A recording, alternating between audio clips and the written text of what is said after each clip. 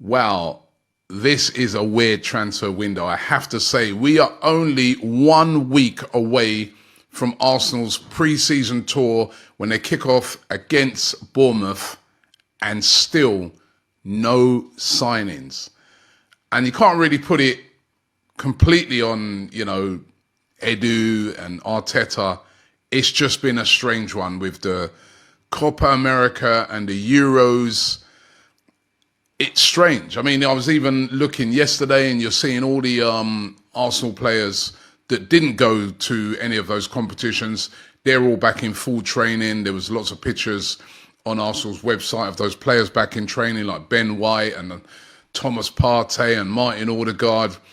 But the players that have played in the Euros and the Copa America, they ain't even back in training yet. I mean, the talk is that those players are going to return to training before the end of this week and will be went out early in the sort of group stages of the Euros. But players that went out late in the late stages, say somebody like Havertz, who went out in the, in the quarterfinals, Havertz won't join the squad probably until late into the tour.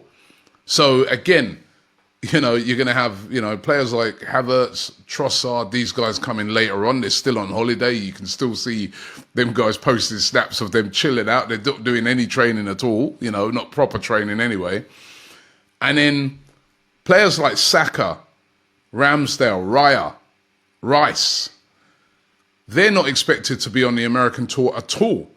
They're expected to return back to training and that just ahead of probably they may figure in the Emirates Cup. So it's a real strange one. It just goes to show to me that these competitions like UEFA, and they have no concern for these players whatsoever, and rest and recuperation, because, the season then starts about a week after. I mean, it's nuts. And it has really affected the transfer market. I've not known a transfer market like this, where it's obvious that Arsenal want to buy players. It's obvious that they're looking at players, but at the moment, nobody has signed. No new signings. And I don't know about you guys. Does it make you a little bit worried that nobody's coming yet? That none of these signings have been made yet? And no big signings. Remember last year we had Declan Rice signed by now, and we was all jumping up and down and saying, what a brilliant signing, and gives you a buzz, you know what I mean? At the moment, nothing.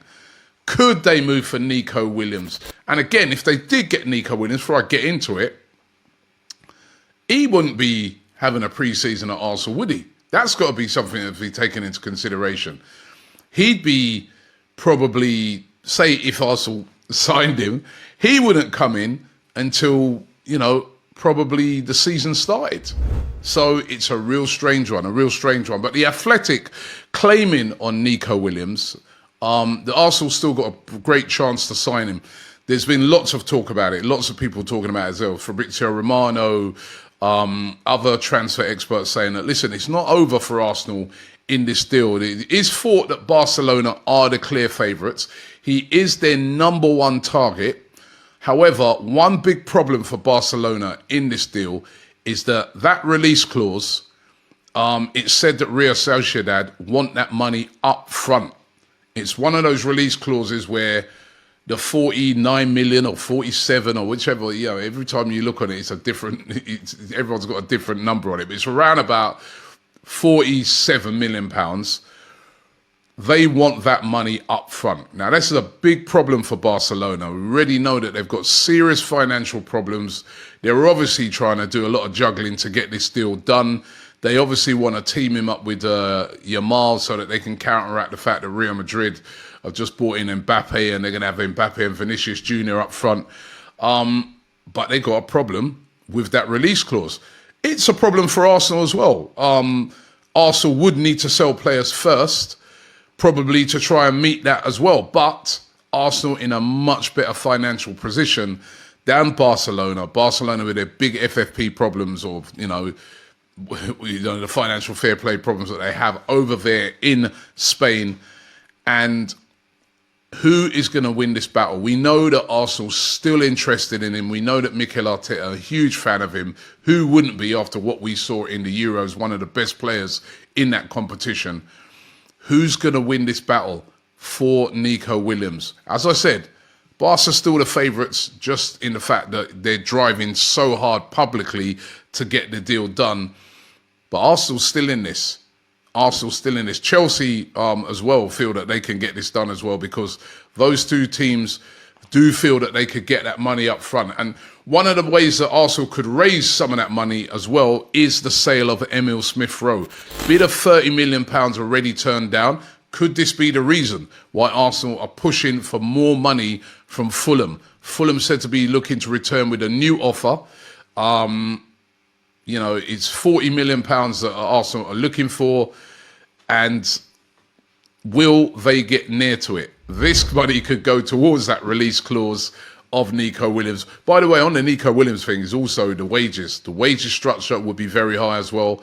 But again, not something that Arsenal couldn't do, although they would want to drive that down a bit as well. But £40 million is what they want for Smith-Rowe. Could that be used towards getting this Nico Williams deal done? If they don't get that deal done, another player that Arsenal could move for is Eberechi Eze. Now, we've been linked with him earlier on in the transfer window. He's said to have a release clause of around about £60 million. Different type of release clause by all accounts to the Nico Williams one. Should also renew their interest in him. Spurs are really ramping up the pressure to try and get the deal for Eze done. If Smith-Rowe does leave, should Arsenal be trying to bring in Eze as a player to replace him? As I said, Spurs looking at him as their number one priority. Always like this player, but maybe Eze should be one of the players that Arsenal are considering. Sort of going back to players that Arsenal are looking to move out, and again, this is one of the reasons why they could raise, and it gives them an advantage in this Nico Williams deal, is that players like Reece Nelson. Now, West Ham are said to be showing a really, really big interest in him, and that's according to the Evening Standard. And Brighton have also entered the fray as well, and are also very interested in Reece Nelson. Arsenal want around about 25 million, but the talk is they take 20 million for him as well. So again, that would raise a lot of money and enable them to get that deal done if they want to do it for Nico Williams, if he's willing to come. So again, money can be raised. And then there's Eddie Nketiah. We've seen the rumours that Arsenal looking for up to £40 million.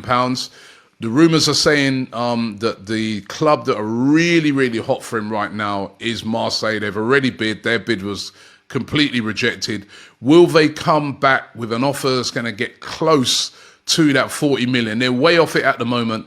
There's lots of other Premier League clubs interested in him as well. It's interesting that all the talk is that Eddie Nketiah will be going on the pre-season tour of Arsenal, for Arsenal over in America, although Arsenal are still looking to sell him, probably looking to get him out there, get him having games, keep that price high.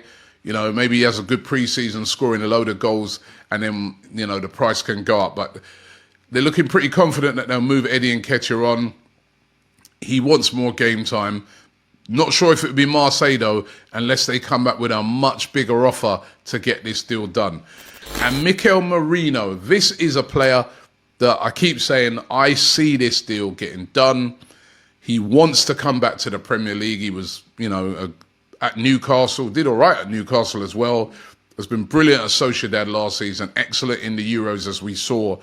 Now, there's two clubs in particular that are really, really hot for him in the Premier League. Arsenal, as we know, and the other club now is Aston Villa. Unai Emery pushing hard for Merino and would like to bring him in. However, Merino has already stated that to sources around him that if he comes to the Premier League, he wants to go to Arsenal. Again, I've said that, you know, there's been these rumours previously that Mikel Arteta rung him personally. This was even before the Euros, wanting to get the deal done. It goes against a lot of what Edu and Arteta have been doing in signing players recently, and the fact that he's like 28 years old, but they look at his experience, they look at how good he has been in that midfield area, his strengths, and feel he'd be a perfect matchup with Declan Rice. And I really can see that deal getting done. However, when will he come in? Because, as I've been saying, he's just won the Euros. He's not going to be ready for probably the start of the season as well. So it's a real strange one. And can somebody please tell me, where's Calafiori? That's still not done. Still not completed. There's obviously little problems behind the scene on this deal that are really holding this up, because I'm sure Arsenal would have liked to get this one done so he can get in and do some sort of pre-season. At the moment, whether he'll be done in time for the weekend, which then means he can come out to America, I really, really don't know. I mean, they're going to be in America, Arsenal, for, was it about nearly 10 days? So still maybe he joins at some period throughout the tour.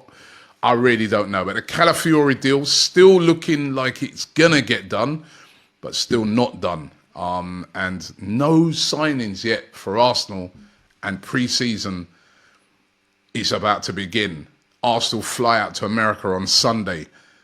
No signings yet through the door. Can anything happen before the end of the week? We will keep you posted if it does. We've got our breaking news, our transfer updates, talking transfers as well as Transfer Daily here on AFTV. So thanks for watching the show today. Don't forget, anything happens, I'll be on it right here.